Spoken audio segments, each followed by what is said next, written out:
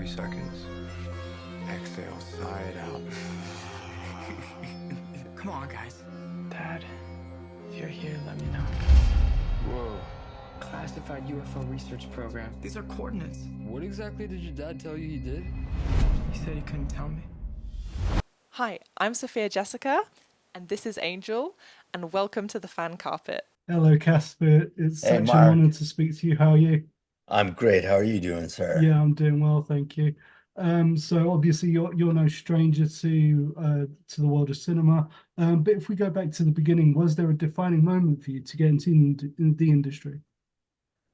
Well, there's quite a few defining moments. I think probably the biggest defining moment for me was my parents were both educators, and so my dad's a military guy. My mom, grew up with a military father, and I grew up in this military family, and then, but they were both teachers too, and they would make me read and study and literature and go see movies and plays, and so I got into watching movies when I was young, and then I got interested in who the directors were when I was at a very young age, which was interesting. So that's back when you had to go to the library and look it up on cards. You couldn't go Hmm. to there was no internet. So I was very into that. And of course, books and seeing them being made into movies was so fascinating for me to see, because you vision it one way when you're reading it, and then you can see it on screen, and you're like, wow, it just was magical. So I think that was probably the defining moment for me. But mine was also, just going to school, thinking I was going to go into the military, take military scholarships to go and maybe become a doctor and go be in the military that way. And then all of a sudden, I just went to a competition because a friend was going to a competition, and I won in Florida. And then I went out to California and met a manager, and he wanted to represent me and Elijah Wood and Jonathan Taylor Thomas. And he's like, "You're gonna make it, especially when you're older. You're gonna be much more. You're gonna be that actor when you're older." And then he died a couple years later of AIDS. But that was probably the defining moment. That guy saying I was gonna be something, and he had all these young actors that he was gonna take off to be that too. And they're all successful actors. I see them all the time. Yeah, they are, absolutely. So what can you tell us about Monsters of California and why you wanted to bring this character to life to tell the story? Well, this is a military guy, and Tom DeLonge said he had a lot of the dialogue that he said was things that were said in meetings in Washington, D.C. And then he would send me footage of aliens, footage that hadn't been released yet. And he goes, "Don't show this to anybody. I get in a lot of trouble for it." And then 2 years later, it was like first release, and people were like, "Oh, I can't believe this." It's like the all the ones that we saw with like the like little pill alien ships and everything. Like he would send these to me 2 years before they were even out.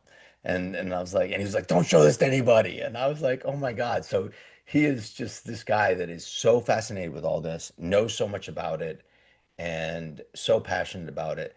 And I love all that stuff. I'm totally into, all the alien shows, and where we came from and what could have possibly been. And I watched the $6 Million Man when I was a kid, seeing Bigfoot in that. So it's just all these things are, I want to believe in all of this stuff, and I want to believe that it's real, and I want to believe that they're in the possibilities.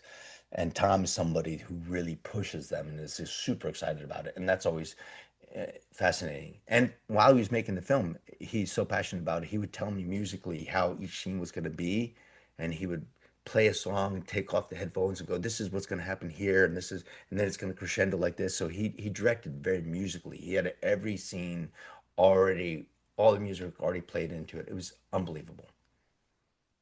So having the film being directed musically, was that something that is new to you as an actor? I know other directors are very musically inclined too, like Robert Rodriguez is Mm. extremely, he has a guitar on set with him all the time, and he's a musician. So that is something that I can relate to and can and hear from in the music. Is there something going on? Outside. Oh, okay. Oh, all right. I didn't know. Yeah. So he would be something like that. But when I was dealing with Tom, he would literally say, "This is going to happen here," and then he would play the song that was going to be in the scene musically. So it blew me away. So that was a unique experience. A lot of directors do know the music they're going to have. A lot of big good directors do know that, but this was all like all done that way for me with him. That's Awesome, awesome. So what's it mean for you to be a storyteller and tell stories in this way? I like to participate in other people's versions of the stories and how they see it. And when Tom had, he'd be like, "No, this was really said. I want to be real for that. I want to be true to it, and I want to be as passionate as it would be in the scene." So it's always important and it always means a lot when when you get to bring somebody's vision and they can get it across to you in a way that makes it exciting for you. That always enhances the process for you, and then you get to see the product of what this person was thinking, hopefully, and if you do your job, you're doing it right for him or them or her or whoever it is at the time. But he was, just wonderful. And then my wife and I even went to see his concert in Tampa, and we just hung out with him for hours beforehand, and just just a wonderful man. So Awesome. Now, is sci-fi the genre that you're drawn to as a performer?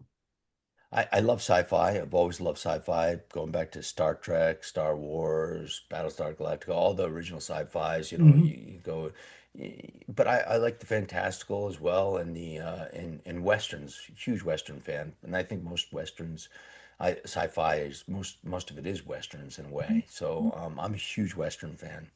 I dig being in those as well. But I love all movies and I love all different genres. I love horror, I love musicals, I love drama, and I love comedy. So I'm about all of it. It's fun to be around and the process and see where it's gonna go. So it's just exciting. It's exciting to be on the set and to get to work with other creative types and see what they're gonna do and experience it. And when you especially when you get around the people that are top of their games. Um, it's always fascinating. It's like the Verhovens and the Tim Burtons and the Robert Rodriguez. Every time you're around those guys, and then Tom DeLonge, who's this musical genius, and putting it into a movie, just it's always so cool. What was Tom like to work with? He's a kind guy, very passionate, like I said, and always directing musically like that. But he was on set, intense, brought his brother on set, and was talking very friendly with everybody. Had everybody around, surrounded with good people that knew what they were doing. And I think that's the smart directors. They get talented people who know what they're doing, and they really rely on people being, bringing their A game. And I think it was interesting to see him do that. He'd already surrounded himself with the people, good people, and I love that. I love that. It's always makes me feel more confident as an actor. Have you always found that, like going back to working with like Paul Verhoeven, like they surround their people with, they surround themselves with the people that they like, that they trust and know, and can get the best that they want? Yeah, and they get the top people like the Verhovens and the Rodriguezes and the Tim Burtons. The people that are around them are the best of the best of the best, and they're Mm, always going to try to bring their A game because they're working for the best, and they know that this is going to be something that's going to be seen, and that they can they want to do the best for these people. It also is going to uplift their career, their they're going to be more spotlighted on what they did. So if you don't bring your A game, that'll also show too. So I think mm, people in that level really want to do that. They want to be that so that they can keep working and they can keep doing stuff. It's just also just so much fun to see that. Tim Burton on a set is always involved with everything, every detail, all the small minutia of everything. Verhoeven as mm, well, Rodriguez as well, but not in an overbearing way. I mean, some might say Verhoeven's overbearing in that, but I think it's just because he's super passionate.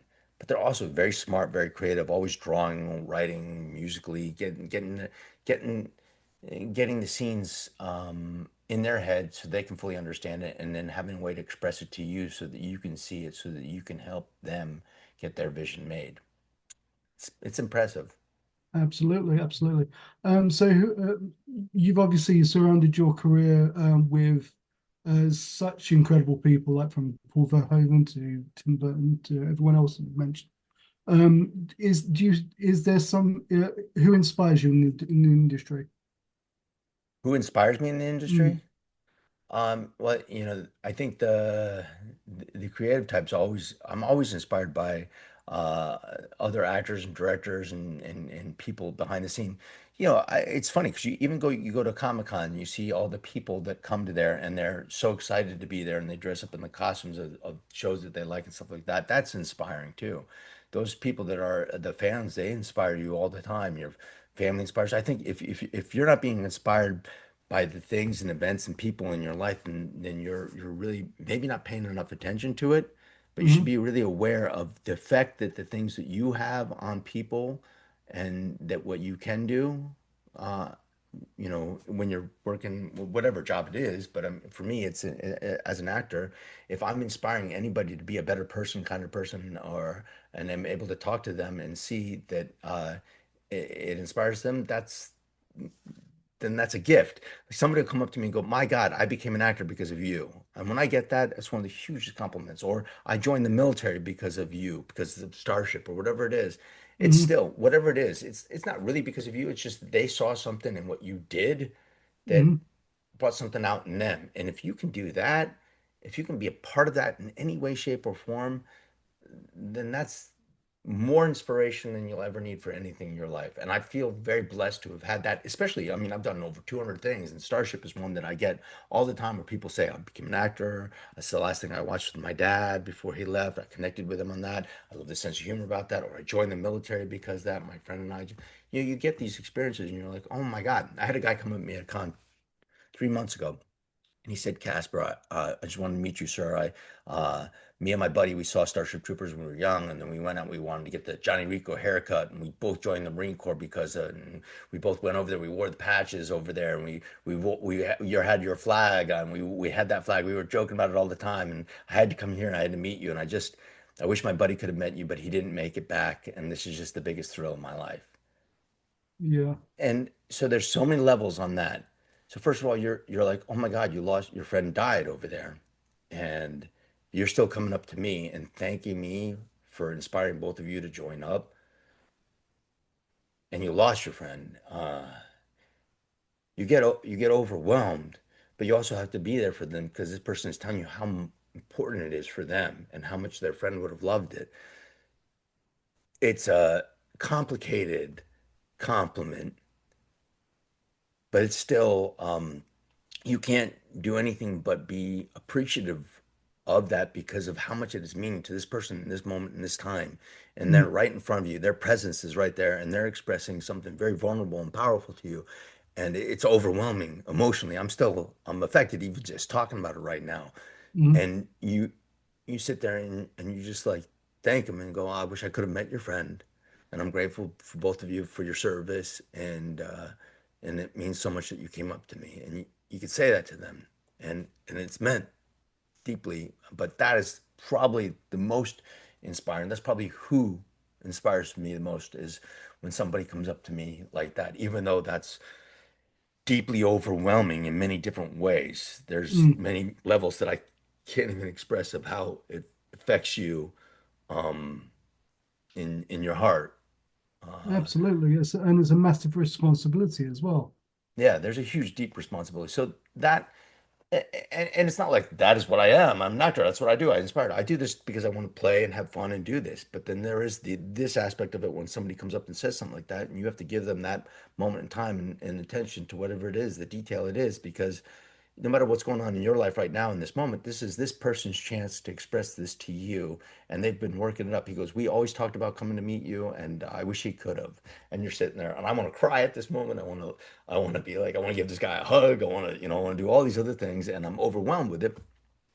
But I also want to just tell him I appreciate him. And it does mean a lot to me that people like that come up to me and say that. So Yeah, that inspires me absolutely. the most. That Yeah. did I answer your question correctly, I think? Yeah, Yeah. absolutely. Yeah, absolutely. More so, more so, in fact.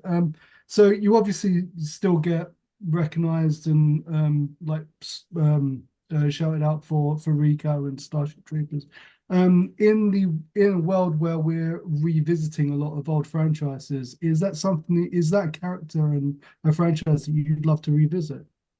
Oh yeah, I mean, I even have it on my background right now. Mm, But I mean, I stream right now too. I stream Starship Troopers Extermination, which is a 16-person shooter game on Twitch. I stream it, and a whole bunch of people come out and play with me. So I'm a general in that. I did the voiceover for it. In the last movie, I did the voiceover for. I was a general, and I got to. I still get it all the time. It's something that I'm around all the time. I hope I get to play this character again. He's one of my favorite. I'd love to be Old Man Rico, but I play the game with people. It's so much fun. For when I first saw the movie, I thought this would be a great video game, and now it is one. And there's so many games that are tributes to it, which are out there that people play too. They go, I play this game because it's like it. And I'm like, that's awesome. I actually play the game now. So, mm, and I queue up with people, and a whole bunch of different people come in and play with me. So, yes, I do love it. I'm a bit of a nerd there. I love going to the cons and meeting the people. I love playing the game with people. I love doing the movie. I love talking about it still. It's a huge thing where as almost every day in my life, somebody talks to me about Starship Troopers. And whenever I do press for any movie, this one's always brought up. So it mm, doesn't matter what I do. It's something that it's a huge thrill for me. And especially when I tell, like that story I had, I have so many that are similar to that, or just mm, like that, or just as powerful, that it always it's something. There's a responsibility I have because of this, and I also have a career because of this role. So Verhoeven, Ed Newmeyer, thank you. Sony, thank you. Disney had it foreign. Thank you, thank you, thank you. So all these movies, you can say all these different people that are involved with it. I wouldn't have a career if it weren't for all the people that were involved with Starship Troopers. Every last one of them, all my co-stars and all the cast and crew and everybody. So. are you still in touch with any co-stars? Yeah, and I still see him at cons now. Now we've been our Comic Cons have been huge lately. For some reason, maybe the political climate right now, not sure, but unfortunately, Yeah, the we have a lot of people coming up to us and talking to us about it, and a lot of people are like, "I can't believe anybody missed that this was satire," and I'm like, "I yes, I agree. I can't believe anybody missed it back in the day either." yeah. And just finally, I could honestly talk to you for hours. But just finally, what are you hoping people are going to take away from Monsters of California when they see it? Well, I hope they just really enjoy it. It's like a throwback to, old Steven Spielberg movies, and also, Stranger Things, and then it's its own unique thing. It's just a great movie. It was a lot of fun to make. Tom DeLonge, Blink 182, just cool music director. He had a lot of fun, and these kids, there's a couple of really hysterical moments they had that I just thought were really funny. So I hope people enjoy it as much as I enjoyed making it. Awesome. Well, it's been an absolute pleasure for me. I watched Starship Troopers when I was younger. Haven't revisited. Oh, you just So froze. um, I look forward to what to do next. Thank you so much for taking time to speak to me today. Thank you too, man. Well, come play it with me sometime if you want. I'm on Twitch, so you can come do that if you want. Where can we find you? Uh, well, you can find me on Twitch as Casper Van Dien, and you can find me on Instagram or Facebook or that X thing, whatever the heck it is. Awesome. So All right. Well, you look after yourself and you enjoy too. the rest of your day. Take care. You too. Thank you for watching The Fan Carpet. Please follow us on Facebook, X, and Instagram for more content. Bye for now.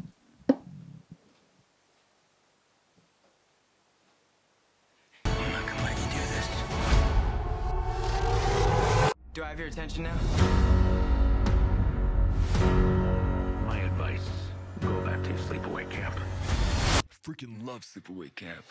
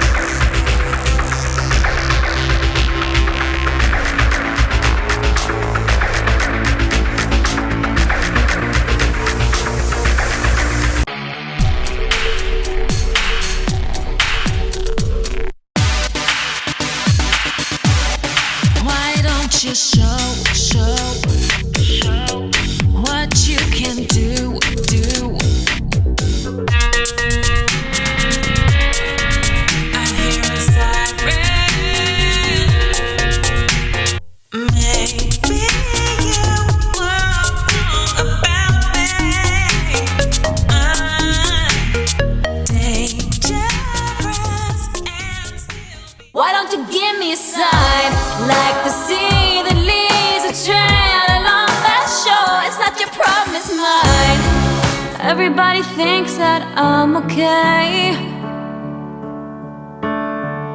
Sometimes I think I am too. I'm on the outside looking in, I'm waiting for the shockwaves to begin. Oh, won't you let me hold you for one time? Just a rainy day in a London cafe, a London cafe. So give me one last serenade. Say to me, or swear at me till the night turns into day. And it was a shame when daylight faded, because we didn't notice at all.